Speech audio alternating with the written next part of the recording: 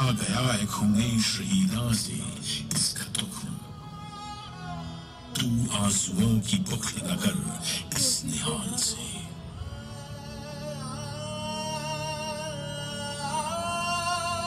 उस बैसाखी के दिन जो लोग इस बाग में शहीद हुए थे, वे न सिख थे, न हिंदू थे, न मुसलमान।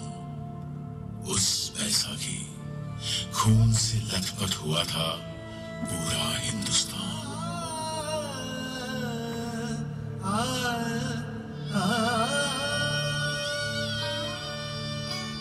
वो अमृतसर में 13 अप्रैल 1919 इतवार की एक सुबह थी।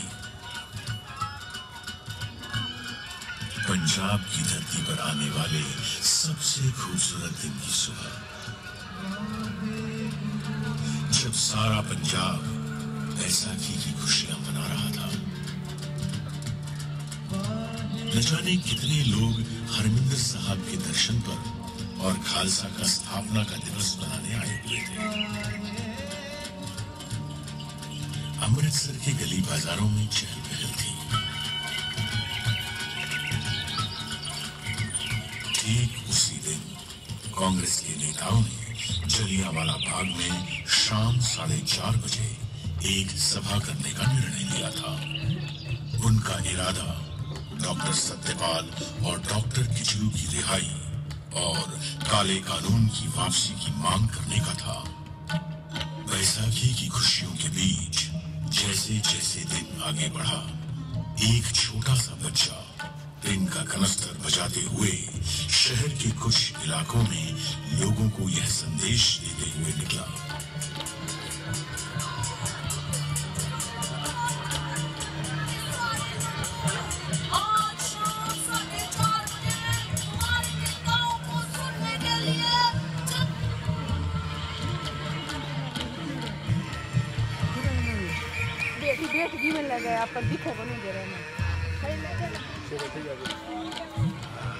जैसे ही इस बच्चे की मुरादी को बैसाखी मनाते हुए लोगों ने सुना, तो सोचा कि जुल्म का विरोध करना तो कोई जुल्म नहीं है। वीर जी, बाग में आ रहे हो कि नहीं आ रहे हो? हाँ सुना है, आप चलो, हम मत्था टेक के आए बस।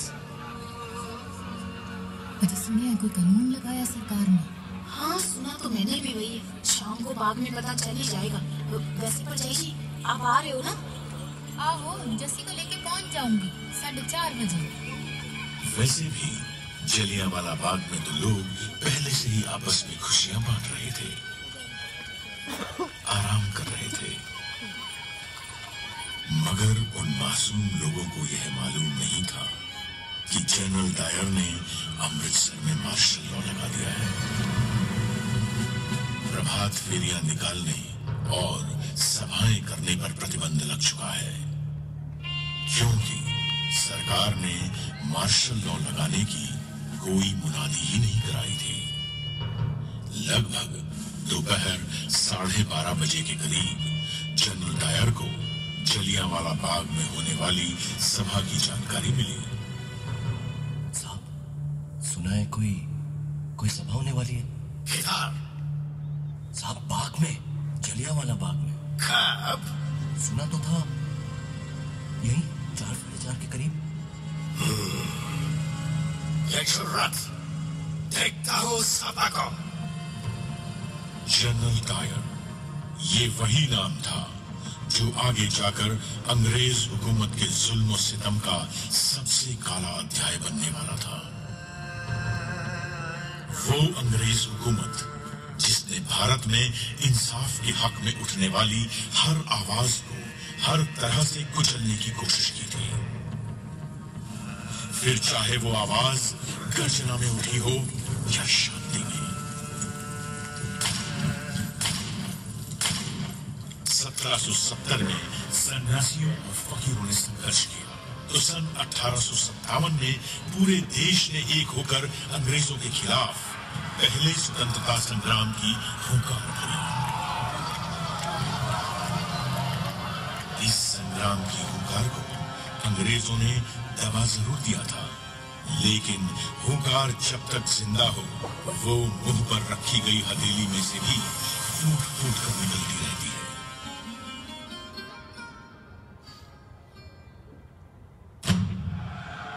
कभी क्रांतिकारियों ने आजादी का बीड़ा उठाया तो कभी कांग्रेस के कर्म दल ने। एक तरफ गदर पार्टी ने विदेशों में आजादी का संग्राम छेड़ दिया था तो पंजाब में भी वो देश की आजादी के लिए सक्रिय थी।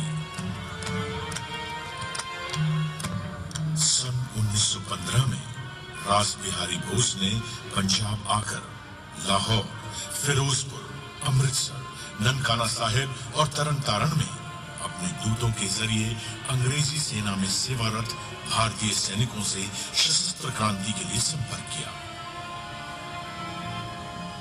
मगर किसी तरह यह योजना अंग्रेजों को पता लग गई और कई क्रांतिकारी गिरफ्तार किए गए। 16 नवंबर 1915 के दिन 19 वर्ष के बालक करतार सिंह सराभा को अंग्रेजों ने लाहौर की जेल में फांसी के फंदे पर लटका दिया।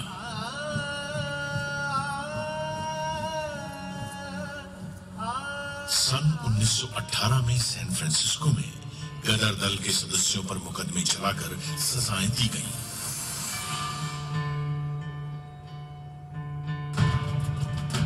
यह पहले विश्व युद्ध का समय था और अंग्रेजों ने अपने हित से इस युद्ध में भारत को भी झोंक दिया था। इस युद्ध में अंग्रेजों ने भारत की संपदा, युद्ध सामग्री और सैनिकों का जमकर इस्तेमाल किया और बदले में भारत को क्या मिला? एक काला कानून, रॉलेट एक्ट। आम हिंदुस्तानी की जबान में इस एक्ट को न वकील, न दलील, न अपील के नाम से जाना जाता था। इस एक्ट के पास होने के बाद पुलिस चाहे जिसकी तलाशी ले सकती थी। बिना कारण किसी को भी 2 साल की सजा दी जा सकती थी। इसके इस्तेमाल से भारतीय अखबारों की कलम तोड़ दी गई। फिर भारत ने इस काले कानून का जवाब दिया सत्याग्रह से। देश भर में इसके विरोध में सभाएं और आंदोलन होने लगे।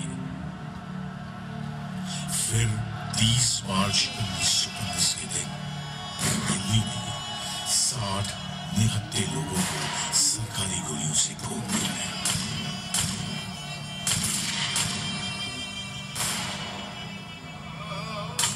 पंजाब में डॉक्टर सत्यपाल और डॉक्टर सैफुद्दीन किचलू इसी कानून के विरोध का नेतृत्व कर रहे थे। तभी अंग्रेजों ने उन्हें गिरफ्तार कर लिया। पंजाब की जनता ने इस गिरफ्तारी का विरोध किया और उनकी रिहाई के लिए आवेदन तक दिए। लेकिन पंजाब के लेफ्टिनेंट गवर्नर माइकल ओडायर पर इसका कोई असर नहीं हुआ। उसके इरादे कुछ और ही थे। 9 अप्रैल 1919 को रामनवमी का त्योहार अमृतसर में शांतिपूर्वक बीता था। फिर भी अंग्रेजों ने उस दिन महात्मा गांधी के वहां आने पर रोक लगा दी और उन्हें पलवल पर ही गिरफ्तार कर लिया। आप यहाँ से आगे नहीं जा सकते, आपको गिरफ्तार किया जाता है। You are under arrest। इसके विरोध में पंजाब में कई जगहों पर सभाएं हुई, लेकिन लोगों को यह नहीं मालूम था कि उनके इस अहिंसात्मक प्रतिरोध का जवाब अंग्रेज किस बर्बरता से देंगे। माइकल ओडायर ने जनरल डायर को सेना की टुकड़ियों के साथ जालंधर से बुलवा लिया। General, report immediately with your troops. तुम्हारी यहाँ जरूरत है। इन हिंदुस्तानियों को काबू में लाना पड़ेगा। Yes sir, I am coming. जब जलियांवाला बाग में बैसाखी मनाने आए हजारों हिंदुस्तानी अपने नेता हंसराज को सुन रहे थे, एक हवाई जहाज उनके ऊपर से गुजरा। दरअसल अंग्रेज हवाई जहाज से बाग का मुआयना कर रहे थे। घटना से वहां मौजूद लोगों में बेचैनी बढ़ गई। और शांति बनाए रखिए, शांति बनाए रखिए, डरने की कोई बात नहीं है। उनके नेता ने उन्हें न घबराने की सलाह दी। तभी कुछ ही देर में दूर से उस संकरी गली से कुछ आवाजें आनी शुरू हुई। कुछ बख्तरबंद गाड़ियां गली के बाहर आ रही थी। जनरल डायर अपने 90 सैनिकों के साथ बाग में आ चुका था। अगर हमने हाथ उठाया या हिंसा की तो हम उनसे अलग कैसे हुए? लोगों में कुछ हलचल सी हुई, मगर हंसराज ने उन्हें डरने से मना किया। डरने की कोई बात नहीं है, हम शांति से बात करेंगे। शांति से बात करते हुए लोगों से किसे खतरा हो सकता था? लोग सोचते उससे पहले जनरल डायर ने अपने सिपाहियों को पोजीशन लेने का हुक्म दिया।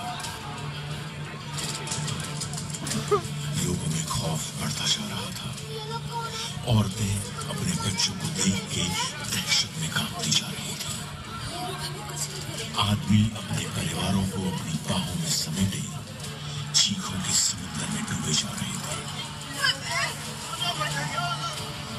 और बच्चों को तो मालूम भी नहीं था कि उनके मासूम से खिलखिलाते चेहरे कुछ देर बाद एक गहरी और ठंडी खामोशी में गुम हो जाने वाले थे। न कोई चेतावनी, न बाग खाली करने की घोषणा, न सभा बंद करने का हुक्म। सीधे एक हुक्म जारी हुआ।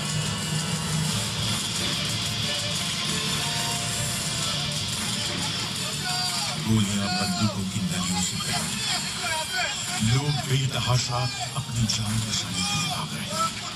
लेकिन न अंग्रेज हुकूमत की बंदूकें रुकी और न डायर की आंखों में कोई इंसानियत छिपी।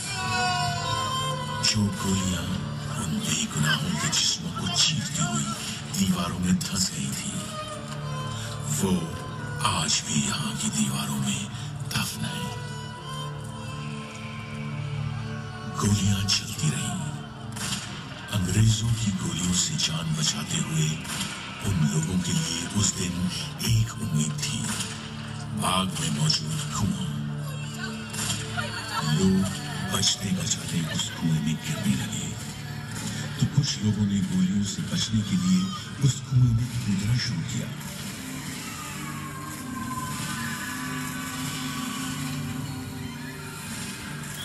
एक के बाद एक लोग उस कुएं में गिरते चले गए। धीरे धीरे करके वो कुआं जिंदा और मुर्दा लोगों से भरता चला गया। कुआं इंसान की प्यास बुझाता है, लेकिन उस दिन इस कुएं ने शैतान की प्यास बुझाई थी।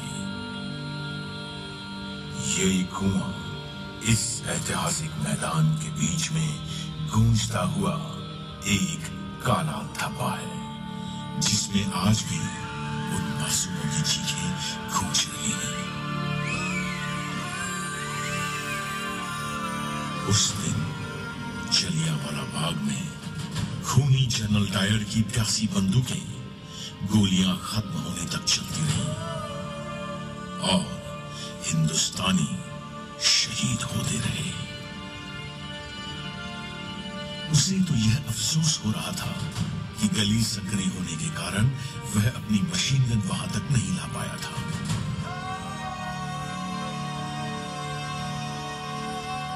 जलियांवाला बाग के इस नरसंहार में उस दिन डायर ने अपने 90 सैनिकों के साथ 10 मिनट में 1650 गोलियां दागी थी, जिससे 1000 से ऊपर भारतीय शहीद हुए और 1500 से अधिक घायल। उन दरिंदों ने बच्चों तक को नहीं छोड़ा। उस दिन 15 बच्चों का गोलियों से कत्ल हुआ था।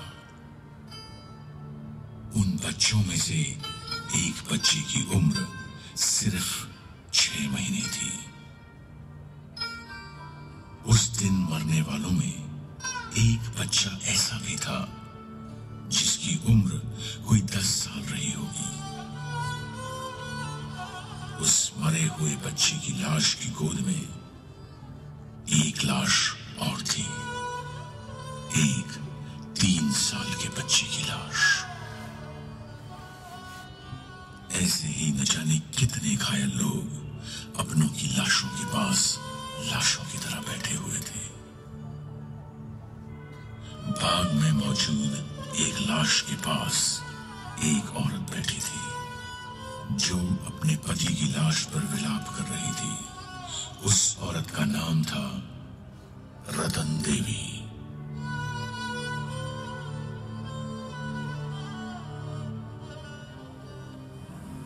कुत्तों को भगाने के लिए मैंने एक छड़ी खोजी। वहां दर्द में छटपटाते 3 और लोगों को भी देखा। साथ ही करीब 12 साल के एक बच्चे को देखा, जिसने कराहते हुए विनती की कि मैं वहां से ना जाऊं। मैंने पूछा कि क्या मैं उसे कुछ ओढ़ा दूं, लेकिन उसे तो केवल पानी चाहिए था। उस जगह मैं पानी कहां से लाती? अपनी अनुभूतियों को व्यक्त करना मेरे लिए असंभव है। वहां मृतकों के ढेर लगे पड़े थे। उनमें से बहुत से छोटे छोटे मासूम बच्चे भी थे। मैं वो दृश्य कभी नहीं भूल सकती। मृतकों के उस एकाकी जंगल में पूरी रात मैंने अकेले ही बिताई। हर घंटे घड़ी की आवाज सुनाई दे रही थी। सुबह 6 बजे मेरी गली से कुछ लोग चारपाई लाए और मैं अपने पति का शरीर घर ले जा सकी। उस रात मैंने जो अनुभव किया वो केवल मुझे और मेरे भगवान को ही पता है।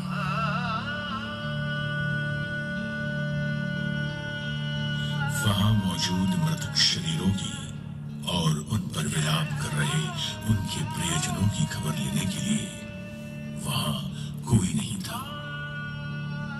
घायलों का इलाज करने के लिए कोई नहीं था।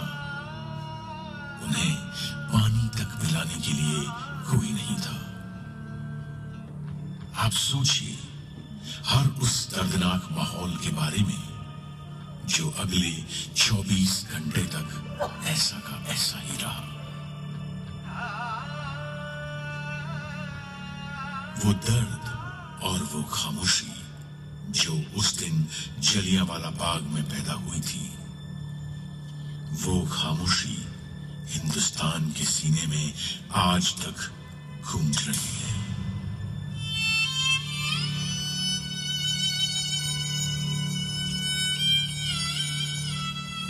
उस वक्त मार्शल लॉ के काले बादलों ने पंजाब को घेर रखा था। अमृतसर में एक तरफ शहीदों के परिवार रुदन में डूबे थे, तो दूसरी तरफ अंग्रेज कहकहे लगा रहे थे, क्लबों में नाच रहे थे, जश्न मना रहे थे। वो रोज मार्शल लॉ का इस्तेमाल करके न जाने कितनों को जेल की सलाखों के पीछे डाल के यातनाएं देते रहे। इस नरसंहार का दोनों दायरों पर कोई असर नहीं हुआ।